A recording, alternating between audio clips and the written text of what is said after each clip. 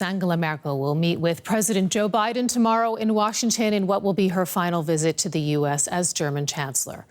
Biden is the fourth U.S. leader that Merkel has worked alongside in her 16 years as leader of Germany. Her first, George W. Bush, said that he admired her love of freedom.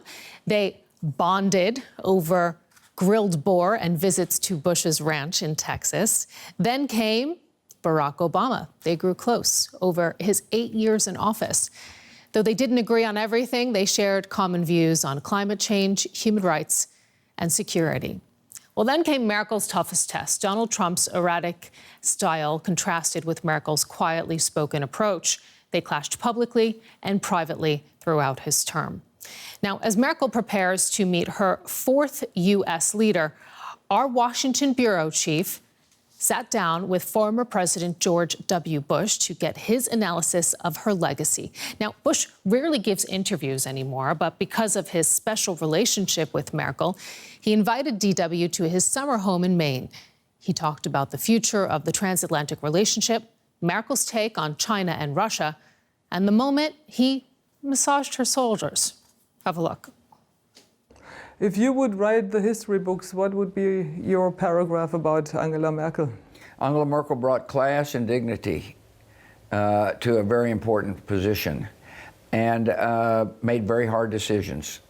I bet a legacy of Angela Merkel is there's a lot of girls who watch Angela Merkel say, I too can have a position of responsibility and power. Angela Merkel's relationship with Vladimir Putin is somewhat special. Sometimes it's really close, sometimes it's more confrontational. How do you see her relationship, or how did you see it when you were in office? Well, first of all, I fully understood the importance of Russia to Germany. I mean, Putin's got big influence, and he speaks German. And I wasn't, look, he's wily, and he can be pretty tough, but so can Angela. So I wasn't worried about Putin running over Angela Merkel. She can hold her own, and I'm sure she did. So we have to talk about Nord Stream 2. Are you disappointed that Angela Merkel kept supporting this pipeline?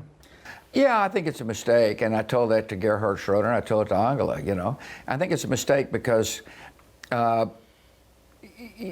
motivations of Russia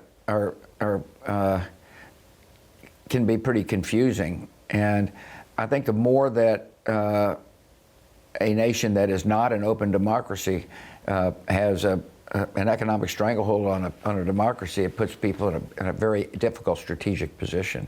Talking about difficult relationships, what triggered Angela Merkel in Donald Trump and caused these harsh reactions? He once refused shaking her hands. I don't know. It's that was just not a good period in German or U.S. relations, and I don't know. I don't know Donald Trump. I met him one time at the very same funeral that Angela Merkel came to, and. So it's hard for me to guess why. I mean, Germany is a very close ally and a very important friend. Germany is really important for Europe, and Germany's got a lot of sway in terms of helping shape kind of world opinion on key issues, and therefore it makes sense for a U.S. president to be close to the German chancellor. Some people criticize her over her politics with China, saying that the trade with this country is more important for her than human rights.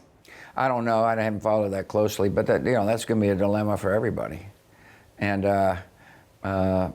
China's certainly a problem for the Western world because not only are they becoming an industrial competitor, but they are pretty autocratic.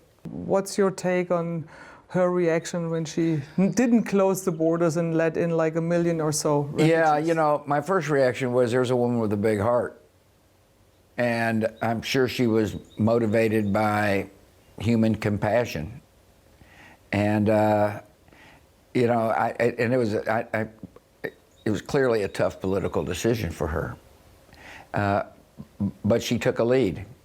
Look, I made a lot of tough decisions too, and I hope when people look at my record as president, they say he did what he thought was right and stood his ground.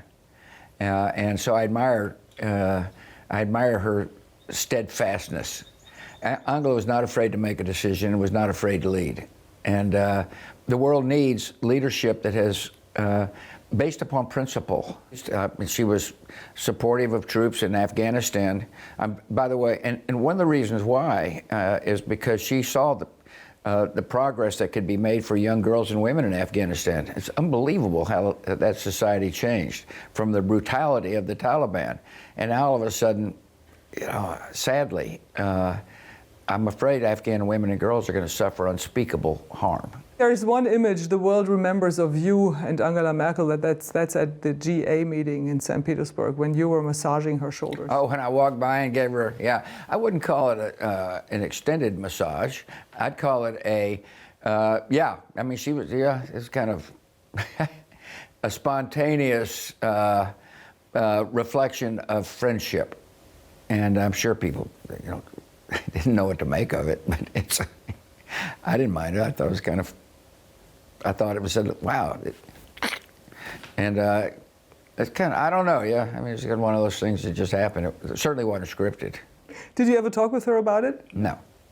No, but if I need to, Angela, I'm sorry I did that and put you in the public spotlight. But on the other hand, it's a reflection of my, my friendship with you.